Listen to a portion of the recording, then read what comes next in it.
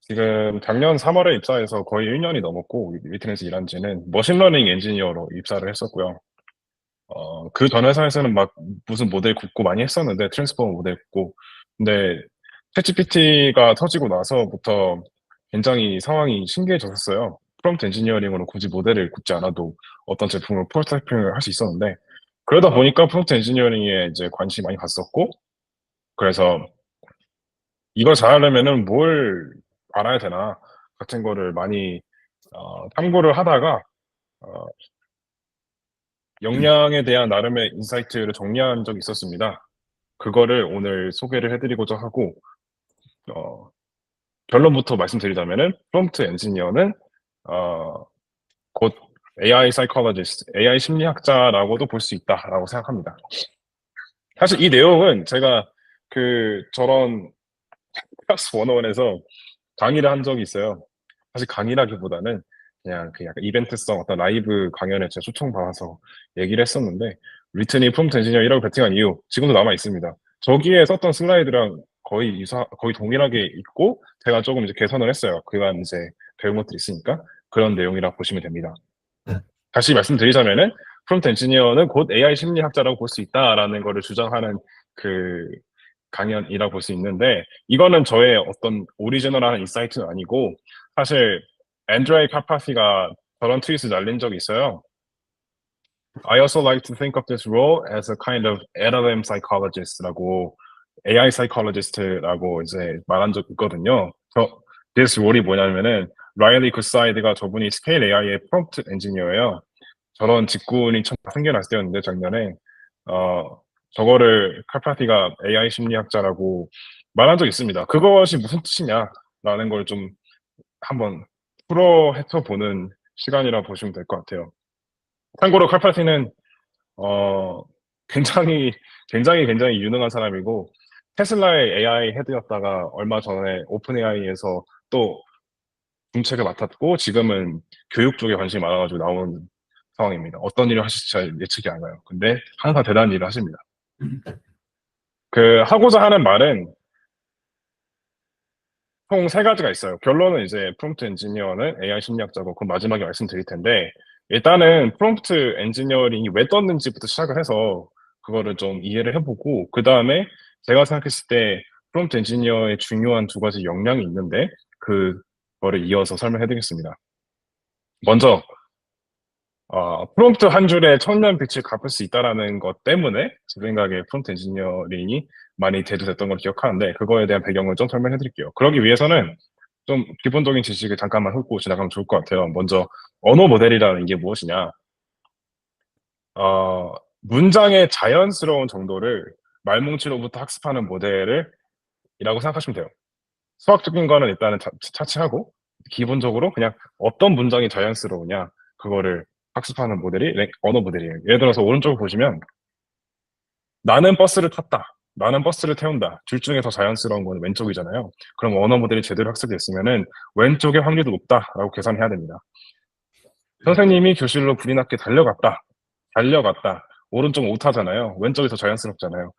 저런 식으로 자연스러운 것에 더 높은 점수를 주는 게 언어 모델인 거고, 그거를 이제 어떻게 학습을 하느냐?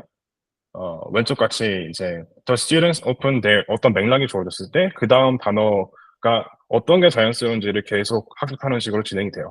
즉, 그 조건부 확률을 최적화하는 과정을 거칩니다. 그게 이제 실생활에서는 예를 들면은 키보드에 많이 있는 자동 완성 기능 같은 게 언어 모델에 적용되는 거였고요. 저 자동 완성이 말 그대로 자연스러운 단어를 찾아주는 거잖아요. 그걸 학습하는 방식에는 여러 가지 방식이 있는데, 뭐 바이그램도 있고, 뭐 여러 가지 뭐 마르코프 모델도 있고, 빈도스 기반으로 동작하는 것도 많은데, 요즘 LLM의 기반이 되는 것은 딥러닝 방식이고, 딥러닝 방식으로 저희 대표적인 알고리즘은 GPT가 있고, GPT는 아주 그냥 직관적으로만 한번 훑어보자면은 오른쪽의 짤처럼 학습이 진행됩니다. A robot must obey라고 하는 문장이 말뭉치에 있으면은, 그러면은 obey라는 것을 정답으로 빼놓고 A robot must라는 맥락만 넣어줘요. 그럼 처음에는 학습이 뭐가 자연스러운지 잘 모를 테니까 오답을 내놓을 거예요. 여기서 보이듯이 처음에는 exterminate, a robot must exterminate 하면 안 되잖아요.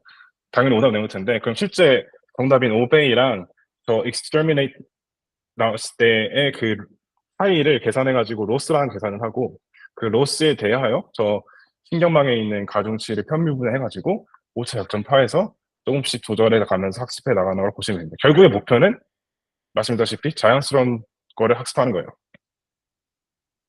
근데 이제 재밌는 게 뭐냐면은 그저 자연스러운 문장이 뭔지를 학습하는 것뿐인데 저 모델을 엄청 크게 만들다 보니까 굉장히 지능으로 보이는 것들이 상발하더라라는 거를 요즘 많이 발견하고 있습니다. 그거에 대한 얘기를 이어서 해 드릴게요. 랭귀지 모델은 그런 거고 라지 랭귀지 모델은 말 그대로 엄청나게 크게 만드는 거예요. 가령 GPT-2라는 게 나왔을 때는 1.5 빌리언이었는데 그다음 버전인 GPT-3는 거의 100배의 크기를 늘려서 175 빌리언이 나왔었고 지금은 저것보다 훨씬 큰 것들이 많습니다. 제 기억으로 가장 최근에 오픈 소싱이 됐던 그록의 경우에는 저 GPT의 2배, GPT-3의 2배 정도로 기억해요. 엄청나게 키운 걸 보시면 돼요. 라지 랭귀지 모델은. 근데 왜 키우느냐? 말 그대로 크기만 키우는 거거든요.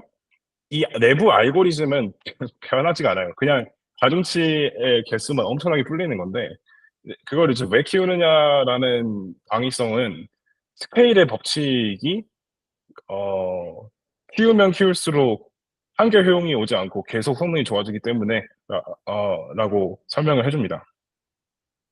이게 되게 재밌는 그 연구 결과인데 2020년에 GPT-3를 내놓으면서 이 scaling laws, neural scaling laws를 뭐 밝혀낸 건지 모르겠지만 아무튼 보여줬어요. 이게 뭐냐면 잘 보세요.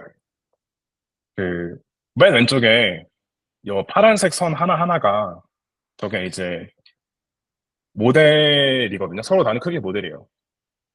X축은 모델의 크기라 보시면 돼요. Y축은 로스니까 저게 낮으면 낮을수록 성능이 더 좋아요. 근데 그 모델이 커짐에 따라서 이 플라토가 오는 지점을 찍어 보니까 계속 그 플라토가 오는 지점이 스무스하게 떨어지더라는 거예요.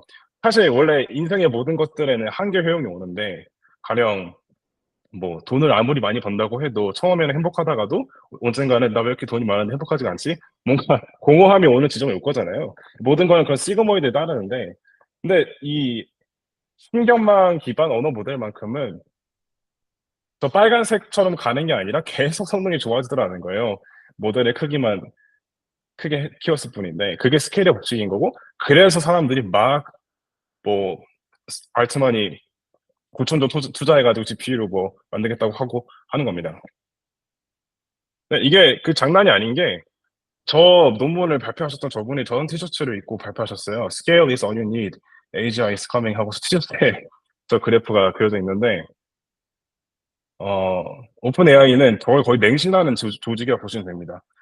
실제로 저 오픈 AI 페이지에 가서 핵심 가치를 살펴보면은 스케일 부분에 이렇게 적혀 있어요.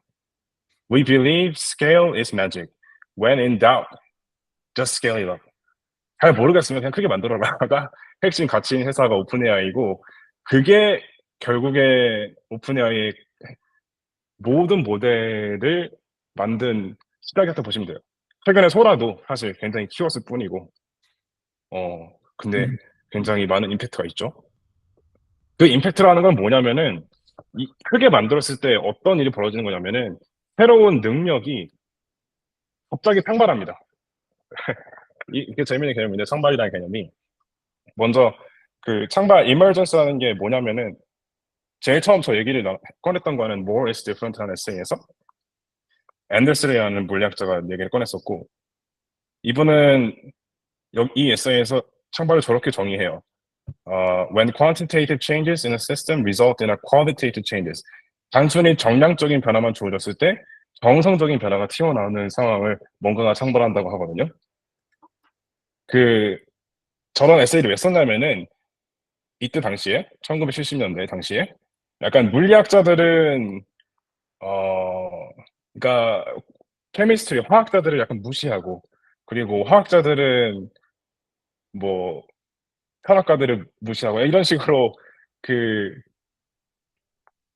단순히 위계가 올라갈 때 그 위계에서도 존재하는 창발하는 과학이 있다라는 거를 인정하지 않는 약간 그런 시대였거든요. 근데 저 에세이에서 그 케미스트리라고 하는 거는 그냥 어플라이드 피직스가 아니다.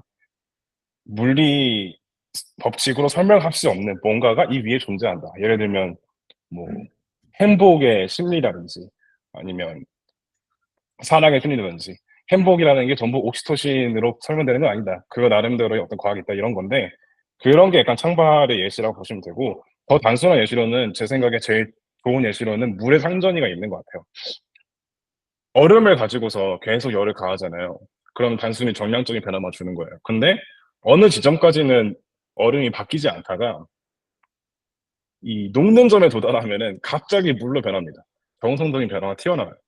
그래서 원래는 딱딱했던 물이 그 얼음이 표면 장력이 생기고 걷기 시작하고 하는 정성적인 변화가 튀어나와요. 그런 게 창발인 건데 신기하게도 언어 모델을 막 키우면은 이러저런 능력이 갑자기 창발하더라는 겁니다. 이 논문이 되게 재미있는 논문이었는데 모듈러 어리스메틱 그리고 뭐 월드 언스크램블, 피규어 스피치, 관용적인 표현에 대한 이해 이런 게 X축을 가면서 그러니까 모델이 커지면서 어느 지점까지는 별 성능의 변화가 없다. 갑자기 성능이 올라가는 구간이 생겨요. 마치 저 능력을 해금하듯이. 어, 덜에서 모델을 무작정 키우고 있는 상황이라고 보시면 됩니다. 오픈AI 사이트에 가보셔서 프론트 이샘플을 보시면은 온갖 문제들을 단순히 한 문장만으로 풀 수 있다라는 걸 보여줘요. 지금이야 너무 약간 당연해 보이지만, 네, convert ungrammatical statements into standard English. 어떤 문장의 문법이 이상이 없는지를 판단하는 사실 그런 능력은 예전에는 굉장히 많은 데이터셋을 학습을 시켜가지고 해야지만 풀 수 있는 거였는데, 저 한 줄만으로 저런 능력이 창발하더라라는 상황인 거고, 실제로 이거를 정리를 해보면은 그럼 프롬프트 한 줄에 1,000량 데이터를 갖는 상황이라 볼 수 있는데 이래서 그 칼파스가 이런 말을 했었고요. The hottest new programming language is English. 지금 가장 핫한 프로그래밍 언어는 영어다. 굳이 뭐랄까 수학을 공부하지 않아도 굳이 프로그래밍 공부하지 않아도 단어 한 줄이 그 문장 한 줄로 어떤 문제를 풀 수 있는 상황이 오고 있는 것 같다. 그게 다 그 거대 언어 모델의 상발 덕분인 거고요. 리튼의 경우에는 지금은 많이 달라졌는데 제품이 초창기에 저 프롬프트 엔지니어링의 압도적인 데이터 효율에 덕을 톡톡히 봤습니다.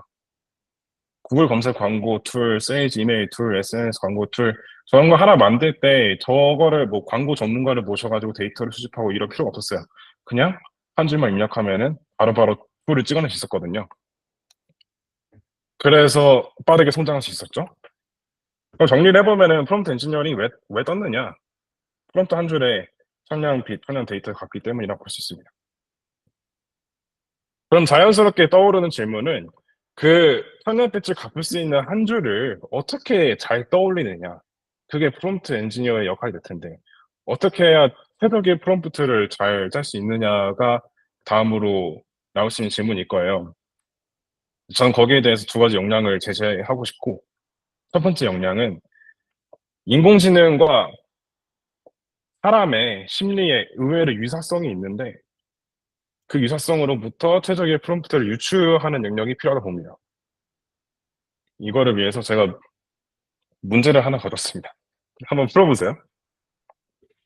심리에서 유명한 린다 실험이라는 거고, 문제는 이렇게 돼요. 린다는 31살이고 미혼이며 철학을 전공했습니다. 학생 시절에는 사회정의 문제에 깊이 관심을 가지고 핵 반대 시위에 참여했습니다. 그럼 1번과 2번을 두고 봤을 때 뭐가 더 가능성이 높을 까 생각하시나요? 2번. 2번이 더 가능성이 높다고 생각하세요? 네. 대부분 2번이라고 생각하시죠? 저도 2번이라고 생각했었는데, 근데 사실 잘 따져보면은, 저 1번이라는 사건, 린다는 은행원입니다, 사건이. 물론 은행에 대한 단어가 없고, 하지만, 2번은 1번의 사건에 또 다른 사건을 교사건 한 거란 말이에요. 사실 1번이 2번보다 절대로 확률이 낮을 수가 없어요. 뭐 예를 들어서 은행 원리 확률이 매우 낮아서 0.05라 치더라도 그 확도용과의 확률이 높더라도 은행원 교사건 활동가는 은행원 자체의 확률보다 높을 수가 없어요. 이게 이제 결합 오류, 저렇게 생각을 깊게 못하는 경우를 결합 오류라고 부르거든요. 굉장히 흔한 편향입니다. 이런 인지적인 편향. 너무 당연한 판단인 거 사실 정답은 1번이에요. 사람들도 그런 실수를 자주 하는데 근데 똑같은 실험을 LLM한테 해본 사람이 있어요. GPT-3한테. 연구자가 있어요. 똑같은 실수를 합니다. 여기 보면은 초록색이 답을 맞춘 거고 주황색이 incorrect인데 어, 저기 가운데 린다 실험을 사람과 똑같이 틀리죠. 물론 중간중간에 그 유명한 인지 편향 실험을 해봤을 때 맞추는 경우도 있었어요. 근데 사람처럼 똑같은 편향을 보이는 게 꽤 있더라라는 거를 알려주는 연구였고 이걸 바탕으로 대충 어떻게 생각해 볼 수 있냐면은 인간과 AI는 신기하게도 그 심리의 유사성을 띈다. 그렇다면 인간 심리를 잘 이해하는 사람은 AI 심리, 즉 프롬프트를 유추해 볼 수 있지 않을까라는 생각도 해볼 수 있어요. 유추라고 하는 거는 굉장히 어, 빠르게 어떤 최적의 답에 도달할 수 있는 생각의 도구입니다. 굳이 이런 거 저런 거 A/B 테스트 해보지 않아도 뭔가 어떤 최적의 어떤 답을 찾아낼 수 있어요. 예를 들면은 이런 것들이 있는데 벨크로 테이프가 누군가가 접착제는 접착제를 만들 수 있을까를 풀기 위해서 수많은 어떤 거를 실험해서 도달한 게 아니라 그 시작은 맨 왼쪽에 보이는 도꼬마리 씨였어요. 저 벨크로의 발명가가 자기 강아지를 도꼬마리 씨가 가득 있는 풀밭에 데리고 나갔는데 이 털에 저런 씨가 엄청 많이 붙어 있었대요. 근데 문득 궁금해져가지고 어떻게 저런 붙어 있는 거지? 만져보니까 끈적끈적하진 않아요. 근데 확대를 해보니까 벨크로처럼 고리 같은 게 있었고 저거로부터 유추를 해서 벨크로를 만들게 된 그런 일화가 있습니다. 좀 더 이제 포멀한 연구에서 사례를 찾아보자면은 오른쪽은 MIT에서 했던 연구로 기억하고 성인 무게를 버티는 접착제 없는 접착제를 만든 적이 있습니다. 저건 어떻게 만들었느냐? 도마뱀의 발바닥을 저 논문 읽어보시면 Gecko Inspired Adhesives라는 제목이 있거든요. 그 Gecko가 도마뱀의 영어 표현인데 도마 도마뱀의 발바닥을 연구를 해가지고 거기서 와 끈적끈적하지 않아도 붙어 있는 방법이 뭐지?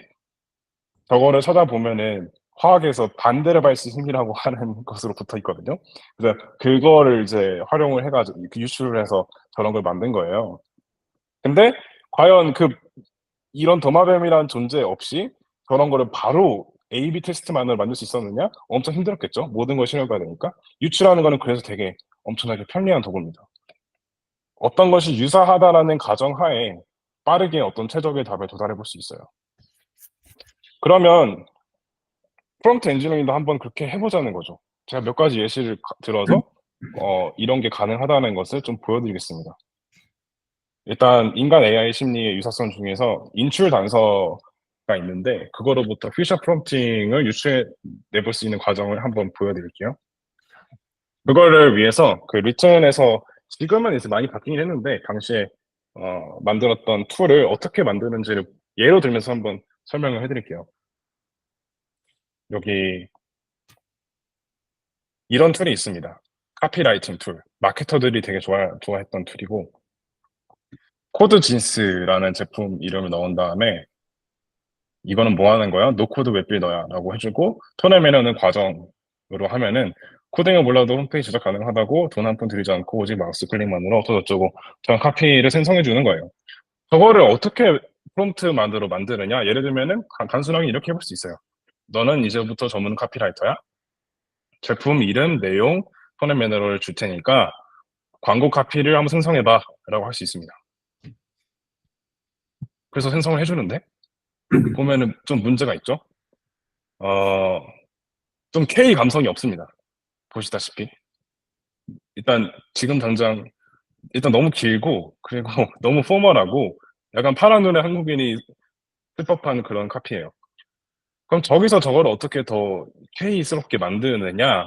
그때 유출을 한번 써보자는 거예요. 인출 단서라는 개념을 한번 써보고 싶은데 인출 단서는 뭐냐면은 소방차라는 단어를 들으면은 바로 불이라는 단어 생각나고 불이라는 단어를 들으면 바로 냄새, 연기, 열이 생각날 거예요. 그게 냄새, 연기, 열 같은 게 바로 생각이 안 났는데 소방차라는 것이 인출 단서가 되어서 그런 것들이 생각나는 거거든요. 그런 게 인출 단서라고 볼 수 있고 어떤 기억을 인출하는 걸 도와준 단서. 이거는 이제 디자인에서 주로 어떤 식으로 쓰이냐면은 예를 들면 챗GPT의 경우에는 채팅방이 만들어질 때 그 내용을 요약을 해서 방 제목을 지어줍니다. 저게 인출 단서를 만들어주는 역할이라고 볼 수 있겠죠. 만약에 저게 방 1, 방 2, 방 3만 되어 있으면은 눌러보기 전에는 어떤 내용이 있는지 예측 못해서 엄청 찾기 힘들 거예요. 근데 저 디자이너는 인출 단서 개념 이해했기 때문에 그렇게 생성해 주는 거고 사람은 사람의 심리는 인출 단서가 굉장히 그렇게 쓰입니다. 그러면 인공지능도 그럴 수 있다는 거죠. 그래서 바로 물어보는 게 아니라 이 K 감성이라는 건 이런 거야 라는 거를 좀 단서로서 알려주면은 그거를 곧잘 인출하더라라는 걸 볼 수 있어요. 오른쪽 보시면은 바로 물어보는 게 아니라 야나두, 카메일이 스르르 학습지, 과장. 야, 너도 스르르 배울 수 있어. 라고 이제 이런 걸 예시 주고 또 두 번째, 코파일럿 X, 인공지능 대신 코딩해준다. 코파일럿 X 쓰면은 코파일럿 코딩 가능. 너무 케이스럽잖아요. 저걸 이제 알려주면은 바로 곧잘 코드젠스 바로 외워 만들자. 당신은 노코드 마법사. 그나마 케이스러운 게 나와요. 이제 저게 이제 인간으로 치면은 인출 단서인 거고, 그리고, 어, 인공지능으로 치면은 퓨샷 프롬프팅이라 보시면 됩니다. 아, 그러면은 이제 인출 단서에서 실마리를 얻어서 퓨샷 프롬프팅을 유추해 볼 수 있다는 것이고, 두 번째로 앵커링 효과도 한번 비슷하게 한번 생각해 볼게요. 이제 또 다른 툴을 가져서 설명드리고 싶은데, 이거는 인스타그램의 캡션을 생성해주는 툴입니다. 가령 친구들과 강릉 여행이라는 어, 사진 설명을 넣어주면은 파도 소리와 함께하는 힐링 타임 같은 캡션을 자동으로 생성해주는 툴이에요. 그럼 저거를 어떻게 이제 만들 수 있느냐? 일단 아까처럼 K 감정을 넣어줘야 되니까 이런저런 인출 단서를 준 다음에 물어보는 걸로 시도를 해볼게요. 그래서 이제 오늘 친구들과 찍은 인생 네컷, 오늘 하루 가장 행복했던 순간, 나의 소중한 사람들과 함께했던 시간 이런 예시들을 3개 넣은 다음에 마지막에 친구들과 강릉 여행이라는 걸 물어본 다음에 생성하면은 나름 괜찮은데 근데 문제가 있습니다. 보면은 다른 설명을 넣었을 때도 구조가 첫 번째 인출 단서랑 되게 비슷하게 나와요. 여기 여자친구와 함께 본 전시회 티켓 2장이라 했을 때 왼쪽 아래요. 우리 둘만의 특별한 시간을 공유한 그 순간 그리고 함께한 전시회는 정말 잊을 수 없는 추억. 오른쪽 위에도 뭐뭐뭐뭐 그리고 뭐뭐한 시간 뭐뭐뭐 뭐뭐한 순간 이렇게 첫 번째 이 예시의 구조를 거의 동일하게 따라하는데 이 퓨처 프롬프팅이 그런 단점이 있습니다. 어떤 하나의 영향을 크게 받아요. 근데 사실 사람도 생각해 보면은 비슷하거든요. 예를 들어서 저 300달러라는 가격표를 봤을 때 혹은 오른쪽에 600달러를 선을 꼭 짚고 300달러를 봤을 때 보면은 오른쪽이 더 저렴해 보이는데 그게 앵커링 효과라는 것이 있고 인공지능도 비슷합니다. 재미있는 연구 하나 있는데 왼쪽에 보시면은 왼쪽 위에 불어를 영어로 번역하는 그런 거를 퓨샷 프롬프팅 한번 해본 거예요. 그러면은 불어 영어 이 순서상을 여러 개 데이터 넣어준 다음에 마지막에 불어만 넣어가지고 영어로 번역하는 거였죠. 근데 그런 식으로 데이터를 넣은 것보다 왼쪽 아래를 보시면은 The masterful French translator flawlessly translate the phrase into English. 데이터는 하나도 안 주고 너는 엄청난 번역가야라고 문장 하나만 넣었을 때 성능을 측정해 보면은 오히려 데이터를 넣었을 때보다 더 성능이 높게 나와요. 저게 예를 들면 앵커링 효과 같은 영향을 받는 거고 저 논문에서는 semantic contamination, 의미 오염이 되었다라고 해석을 합니다. 그러면 아까 이 문제 또한 의미 오염이 된 상황이라 볼 수 있고 그럼 저걸 어떻게 해결하느냐? 이런저런 인출 단서를 넣는 것보다 그냥 그 K 감성이라고 하는 거를 설명을 하면은 그러면은 제대로 나오더라는 걸 볼 수 있어요. 예를 들어서 캡션은 다음의 조건을 만족해야 해. 당황하지 않다, 짧고 간결하다, 그리고 아기자기한 이모티콘을 많이 쓴다. 그러면은 저 답변을 한번 보시면은 다양해진 걸 볼 수 있고 심지어 오른쪽 아래는 시도습니다. 그게 이제 앵커링 효과에서 유출을 해서 대리사 프롬프팅을 하는 걸 볼 수 있고 마지막으로 하나 더 예시를 들어드릴게요. 직관과 추론을 따라해서 체인 오브 프롬프팅을 해볼 수 있는데 이걸 위해서 제가 또 질문을 한번 내보겠습니다. 저 같은 경우 한번 풀어보세요. 어, 네. 장난감 3종에 갔더니 야구방망이와 야구공이 있다. 둘은 합쳐서 11,000원이다. 근데 야구방망이가 야구공보다 10,000원 비싸다. 그럼 야구공의 가격은 얼마일까요? 1,000원. 1,000원이라 하셨어요. 맞나요?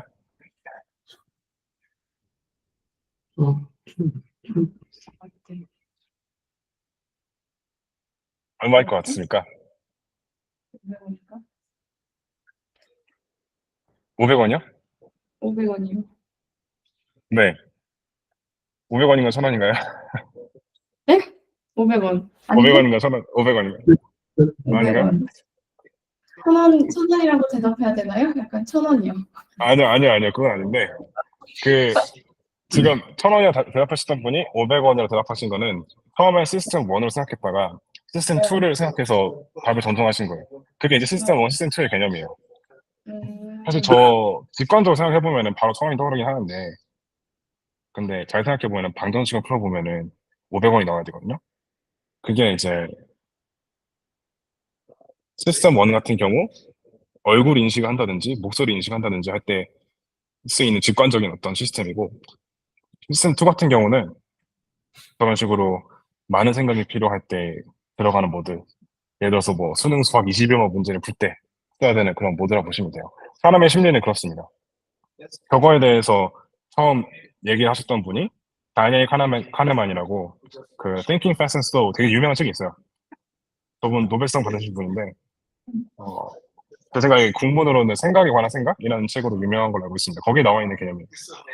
근데 저거를 GPT한테 똑같이 물어보면은 사람이 똑같이 대답을 해요. 예를 들어서 바로 답을 물어보면은 1,000원이나 대답을 하는데 위처럼. 근데 방정식으로 풀어보자라고 덧붙이면은 스스로 생각을 좀 더 한 다음에 오답을 내놓던 애가 500원이라는 답을 내놓습니다. 그게 이제 프롬프트 엔지니어링에서 말하는 그 체인 오브 팟 프롬프팅이에요. 이 문제는 아까랑 동일한 건 아닌데 똑같은 약간 연산 문제고 왼쪽에 보면은 바로 답을 물어보는데 틀렸다가 오른쪽에 Let's think step by step 저 딸깍 프롬프트 하나만 넣으니까 답이 내놓더라 약간 이런 연구가 있었거든요. 그런 걸 생각해 보면은 이 인간의 심리를 이해한다는 게 생각보다 유용하다는 걸 알 수 있어요. 저 인출 단서, 앵커링 효과, 직관과 추론 저거 외에도 뭐 심리학개론을 공부한 친구가 어떤 새로운 심리를 바탕으로 새로운 프롬프팅을 떠올리는 것이 유추로서 가능하겠죠. 그래서 제가 프롬프트 엔지니어가 프롬프트 잘 쓰려면은 인간이 알아먹기에 좋은 문장이라는 건 뭐냐. 그 인간의 심리를 이해한다고 생각한 거예요. 어, 근데 당연히 AI는 AI고 인간과 동일하지 않습니다. 그렇기 때문에 AI의 심리는 무엇이 다른지 그 독자성을 또 파악을 할 수 있어야 돼요. 그래서 제가 두 번째 역량으로서 AI 심리는 무엇이 다른지 파헤친다고 제안을 해보고 싶습니다. 그걸 하지 않으면은 유사과학에 빠지기 쉽거든요. 일단 이걸 한번 생각해 보세요. 지금은 사실 가능한데 예전에 브라우징 플러그인이 붙기 전에는 약간 이런 저런 알 수 없는 어떤 찌라시가 돌았었어요. 뭐 챗GPT한테 웹 문서 링크를 주면은 다 요약을 해주더라. 근데 실제로 왼쪽을 보시면 어떤 링크를 준 다음에 요약해달라 하면은 요약을 하는 것처럼 보여요. 그래서 그럴듯한데? 라 생각했다면은 그건 일사과학에 빠지는 거예요. 왜냐하면은 언어모델은 어디까지나 그 다음 단어를 계속 생성한 것 뿐이고 문장의 자연스러움만을 학습한 친구고 웹에 대한 접근은 없어요. 저걸 이제 어떻게 알 수 있냐면은 저 똑같은 링크를 단축을 해가지고 물어보면은 못 한다고 합니다. 그럼 이건 어떻게 한 거냐? 이거는 환각 현상의 아주 전형적인 예시예요. 저기 URL의 마지막 부분을 보면은 대충 어떤 내용인지 유추할 수 있거든요. 뭐 code of conduct 그런 걸로 이제 자신 있는 거짓말을 지어낸 것이고 사람은 자신 있는 거짓말을 뭐 의도하지 않는 이상 많이 하진 않는데 LLM은 이상하게도 많이 합니다. 그게 첫 번째 독자성이에요. AI만 유독 자신 있는 거짓말을 많이 하더라. 이거에 대해서는 굉장히 심각한 문제고 해결해야 되는 아주 가치 있는 문제로 여겨지는 게 일론 머스크가 최근에 그 팟캐스트에서 저걸 언급하기도 했었어요. 그 36분 23초에 저 팟캐스트 보시면은 It unfortunately hallucinates most when you least want it to hallucinate. 가장 거짓말 하기를 바라지 않을 때 거짓말을 하더라. 그게 진짜 심각한 문제다. 그거를 뭐 XAI의 그룹은 풀고 있다. 뭐 이런 얘기를 하거든요. 그럼 저거를 대충 어떻게 해결해 볼 수 있느냐?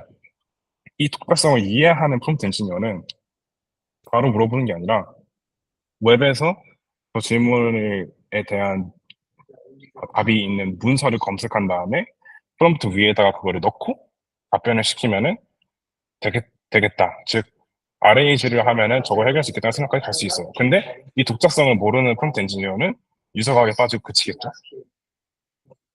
그게 독자성을 알아야 되는 첫 번째 이제 하나의 사례인 거고 또 다른 사례로는 그 제이슨 모드라는 것도 사람은 제이슨으로 답을 하진 않는데 인공지능은 제이슨을 답을 하게 만들 수 있어요.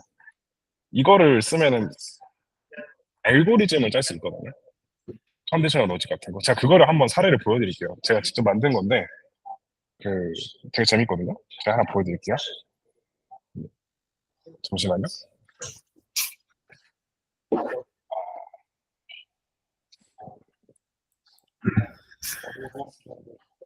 요게 뭐냐면 그 제가 리튼에서 제가 정말 좋아하는 디자이너 분이 계세요. 서머 그 성함은 여루님이신데 이분이랑 이제 얘기를 하면서 요즘 재밌는 거 그냥 취미로 만들고 있어요. 이게 뭐냐면 라포터라고 라포 형성을 도와주는 서포터라서 라포터인 거고 그 일종의 사람과 사람 사이의 대화를 중재하는 사회자를 AI로 한번 만들어 보고 있습니다. 근데 여러 가지 상황이 있을 수 있는데 지금 약간 집중하는 건 소개팅 상황이에요. 소개팅을 하면은 남녀가 서로 이제 막 당선자가 막 카톡방에 초대해주고 나갔을 때 어떻게 말을 해야 되고 뭔가 서먹서먹한 이런 상황에 약간 말이 안 떨어지잖아요. 그때 약간 어떻게 해야 말을 잘할 수 있는지를 약간 검토해주는 인공지능이 만들었는데 예를 들면은 이런 식으로 진행이 돼요. 제가 남성으로 입장해볼게요. 뭐 여기서 이제 안녕하세요. 반갑습니다. 하면은 원래는 상대방도 인간이어야 되는데 일단 상대방 여성분도 AI를 시뮬레이션 하고 있고요. 했을 때 바로 가는 게 아니라 이 라포터가 분석을 해줘요. 오케이, 괜찮다. 그리고 이제 뭐라 답을 하죠. 근데 제가 갑자기 안녕하세요. 혹시 당장 내일 만나 뵐 수 있을까요? 어, 라고 하면은 그러면은 라포터가 잠깐만 이건 아니지 않아? 그래서 이제 끼어들어가지고 부적절하다라고 약간 의견을 제시를 합니다. 이제 저는 어 이건 아니다. 그래서 고쳐쓰기 하면은 이거는 보내지진 않고 하마터면 실수할 번호 남은 다음에 이제 제가 계속 제대로 말을 하러 할 수 있어요. 저도 설렙니다. 뭐 이렇게. 그러면은 이제 이거 그냥 지나가죠. 제가 이걸 왜 보여드리냐면은 지금 이 인공지능이 여기에서는 끼어들지 않았는데 여기서는 끼어들었잖아요. 그걸 어떻게 했을까요? 이거를 그냥 일반적인 뭐 오픈AI 플레이그라운드에서 프롬프트 엔지니어링 하는 것만 아는 분은, 그러니까 AI는 제이슨으로 답을 할 수 있다는 거를 모르시는 분은 저런 컨벤셔널 로직을 짤 수가 없어요. 네, 그걸 이제 어떻게 한 거냐면은 다시 돌아와서 제가 보여드리겠습니다.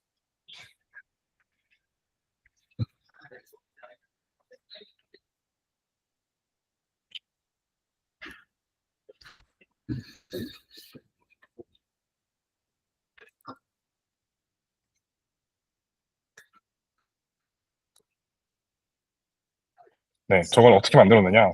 이런 식으로 프롬프팅을 한 거예요. 사용자가 남성이든 여성이든 위와 같은 메시지를 보내려고 하는데 이 메시지를 상대방, 남성이든 여성이든 적절할까? 그리고 다음에 제이슨 형식으로 답변해줘.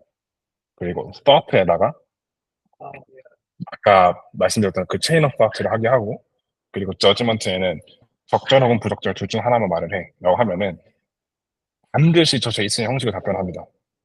저기 response format에다가 type JSON 오브젝트 넣으면은 반드시 저 형태로 나와요. 그럼 저는 judgment라고 하는 값을 파싱한 다음에 if s 로직을 짜가지고 끼어들기 안 끼어들기 할 수 있겠죠. 그게 AI는 컴퓨터이기 때문에 가능한 JSON 모드라는 복잡성이에요. 이거를 알고 있는 프롬프트 엔지니어는 더 디테일한 로직을 짤 수 있습니다.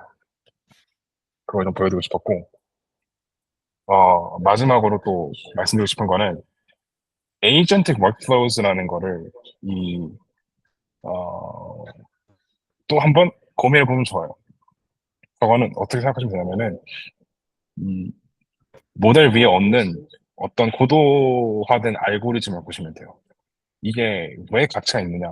굉장히 최근에 나온 통계거든요, 이거는. 아마 저번 주에 앤드류 앵 교수님이 이끄는 더 백신한 뉴스레터에서 나왔을 거예요.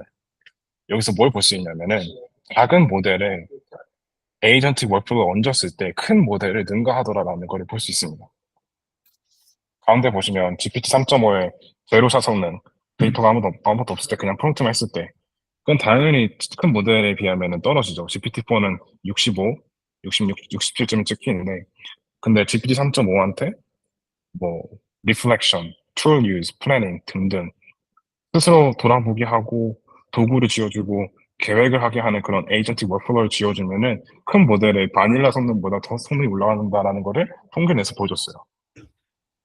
그런 게 이제 또 다른 독자성. 스스로 어떤 액션을 취하고 어떤 뭔가 고도의 알고리즘을 수행하게 하면은 그러면은 인간은 그런 알고리즘적인 것을 하지 못하는데 AI는 그걸 바탕으로 더 디테일을 외울 수 있습니다. 이제 이 부분이 사실 제가 그동안 연구를 했던 부분이고 저는 리튼에서 낄끼빠빠 알고리즘이라는 거를 연구를 했어요. 이거는 뭐냐면 왼쪽에 한번 비교를 해보세요. 왼쪽은 GPT-4 큰 모델에 이렇게 물어본 건데 오늘 저녁 뭐 먹지? 라는 거를 찾아달라고 하면은 바로 감자탕, 뭐뭐뭐 등등을 찾아줘요.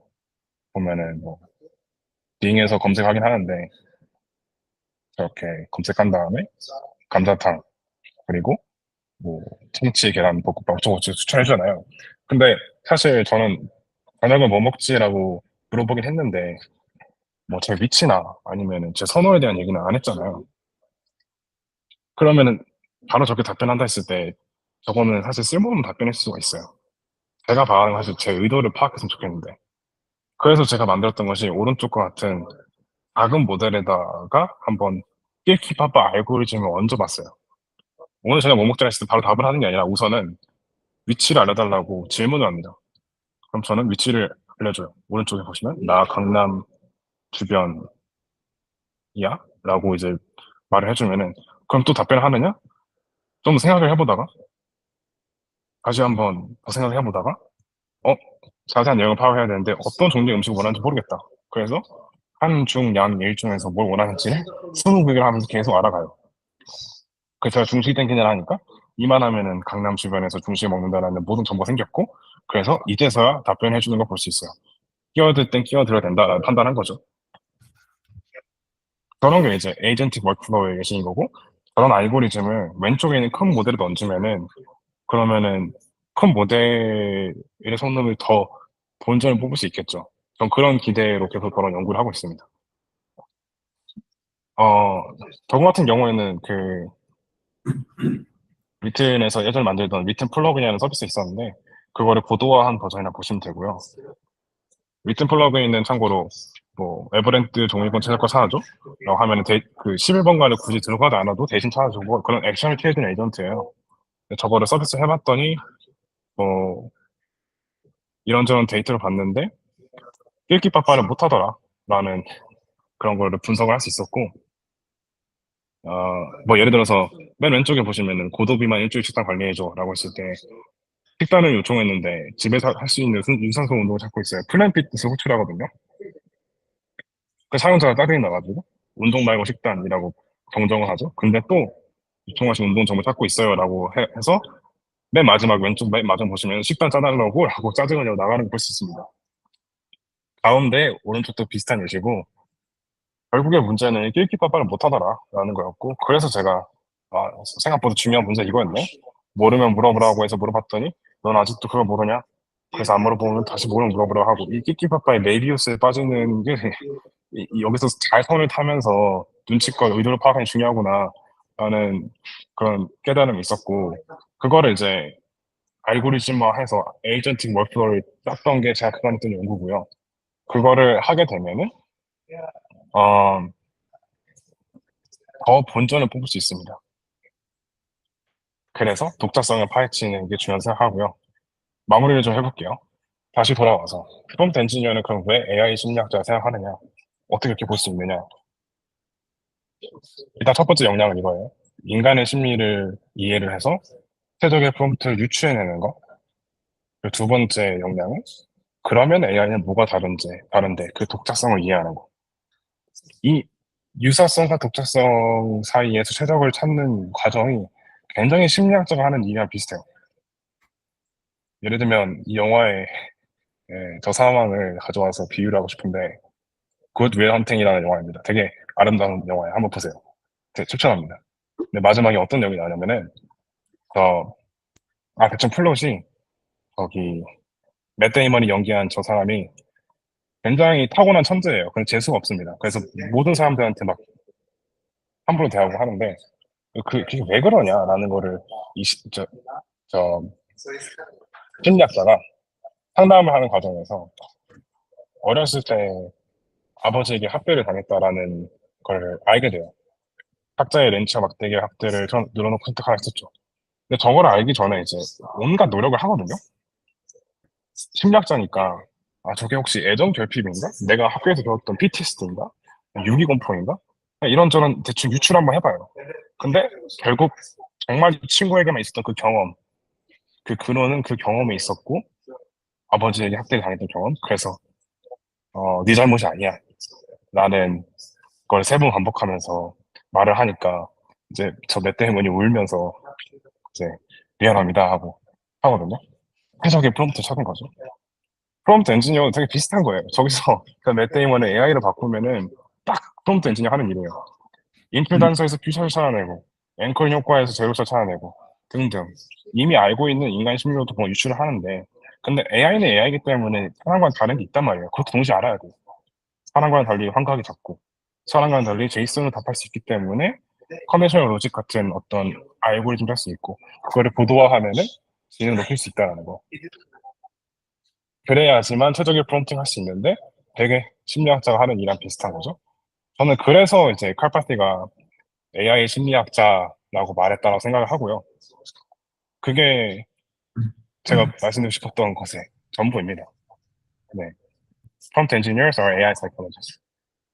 그래서 이 두 가지 역량을 한번 개발을 해보시는 거 목표 삼으면 되지 않을까 그런 말씀 드리고 싶어요.